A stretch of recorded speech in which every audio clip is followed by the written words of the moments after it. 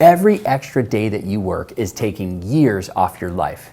In today's video, we're going to share with you all the things that you need to know to be able to retire before age 60. From your healthcare strategy to your Social Security timing strategy to how much money you need and which accounts to take from first.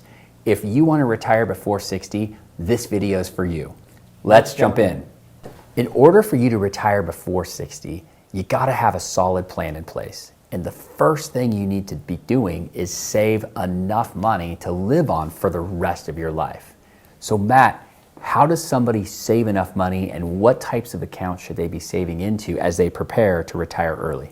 Great question. So we've got a number of different accounts that you can save into, whether it's your qualified account like your 401k at work, your IRAs, your Roth IRAs, and then taxable investment accounts. So this could be your trust account, a joint account, an individual account.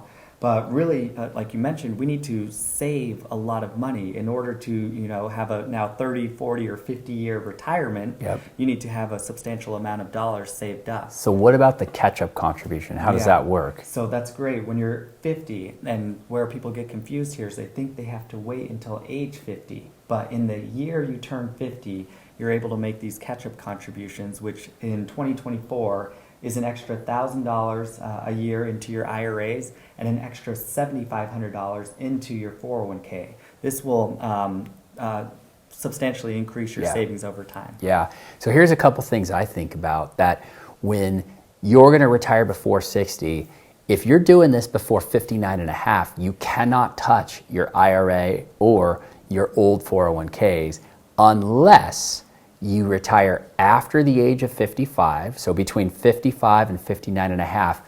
If you leave your last 401k with that 401k plan, you can tap into that 401k after the age of 55, but before 59 and a half. So that's going to be one of the sources you're going to want to think about touching. But what are some other sources that people should be preparing in the years leading up to an early retirement? Yeah, if you're knowing that you're wanting to retire well before 59 and a half, I would start considering saving into non-qualified accounts such as your brokerage account just to get that spooled up, because just like Brad mentioned, there could be fees or penalties to tap into your qualified accounts.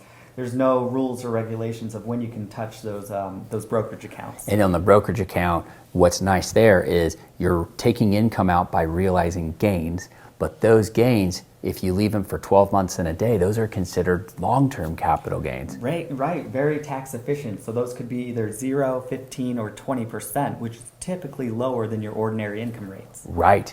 Yeah, if you play your cards right, you could be paying 0% taxes on those capital gains. Mm-hmm. Be careful not to realize short-term gains in your taxable accounts because those are taxed at the higher ordinary income rates.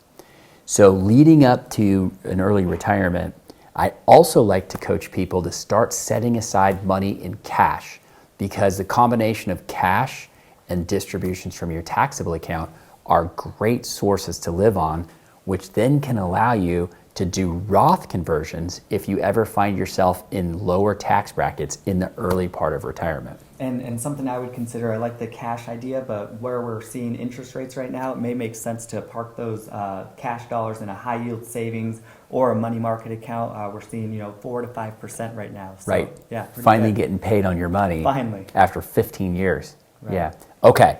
So the recommendation, make sure you're taking full advantage of maxing out your 401k plan, do the catch-up contribution, contribute to the Roth IRA if you can, or use the backdoor Roth IRA strategy if you make too much money, but save as much money as you can.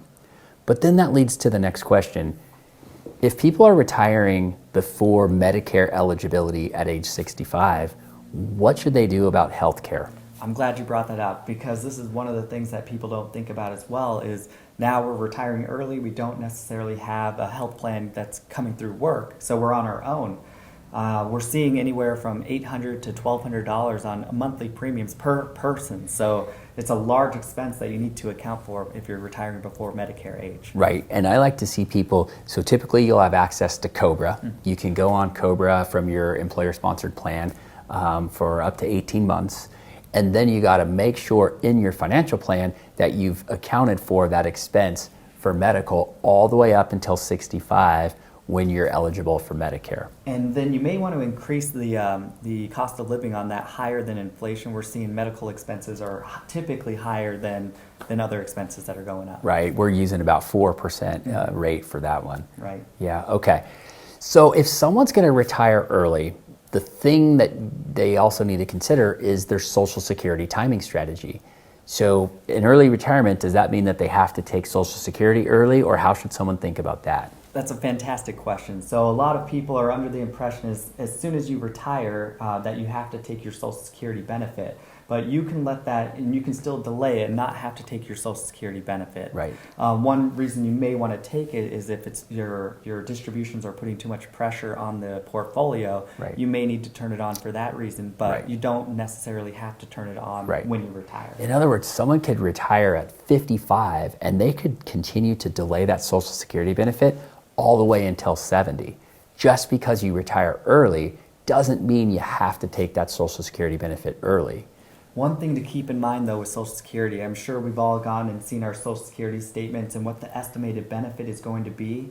They are assuming that you're making the same income from your last year of work all the way up until you claim that benefit. So if you're retiring early, that number that you're seeing on your Social Security statement could be inflated and it could be much lower. Right. And so we've got some great software where we can plug in your earnings history and then put zeros in from the year that you retire up to full retirement age. So we can give you a real life, real time analysis as to what the impact of the early retirement might be. There's great software out there, so I encourage you to look into that or give us a call if you have questions. And I mean, if you're having a spouse or someone that's able to provide a Social Security benefit in your household as well, you may want to consider maybe someone takes early, someone else delays, just to play that game, and what makes most sense for you. Right. Now, one of the downsides that we see to early retirement, as crazy as this might sound today, is that when every day is like Saturday and all you're doing is playing, sometimes we see that people actually get a little bored in retirement. So what do you recommend people do to combat that and to have a plan to ensure that that doesn't happen? I think people need to spend a lot of time determining what their purpose is in life. Believe it or not, people do more often than not become depressed going into retirement because their purpose was getting up and going to work, and then they don't necessarily have anything else to do. So we would recommend, there's books out there that we can give recommendations for, but finding if you're getting involved in your church or in the community, are you working part-time? We're finding maybe you don't necessarily want to work full-time, but working part-time could be something. Go be the starter at the golf course. Right. Get your golf for free. Yeah. Or starting a new craft, going back to school, learning something, but finding just one of the facets of life to keep you having purpose, waking up every day. Yeah, so we like to encourage you, think back when you were in your teens or 20s and you thought about, oh, if you could do something and you didn't need to worry about making money out of it, you just did it for the love of the game, so to speak, what would that thing be? We do see some people have great success, can find some meaning and fulfillment in picking up a fun job. And for others, it's volunteering and giving back, but Matt's right, it's finding the thing that gives you meaning, passion, and purpose.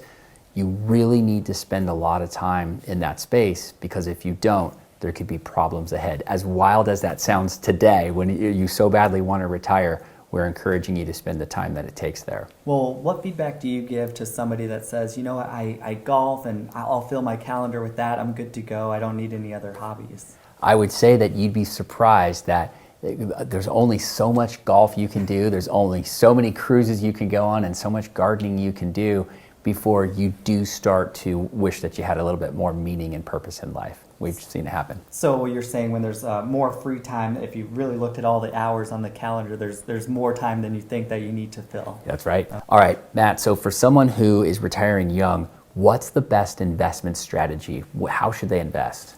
Well, we've talked about it before, but we don't want to get too conservative in the investment portfolio. And so starting point, maybe if you're 70% stock, 30% bonds, maybe you're 80% stock, 20% bonds, but really it's dependent upon how much cash did you save up. Right. Are you able to withstand a downturn in the near future, transitioning into retirement? But a lot of things have to go. When are you turning on Social Security? All these Right. things are coming into play. Right. So I like to see people who retire younger invest a little more aggressively because you have years ahead of you that you have to keep fighting inflation.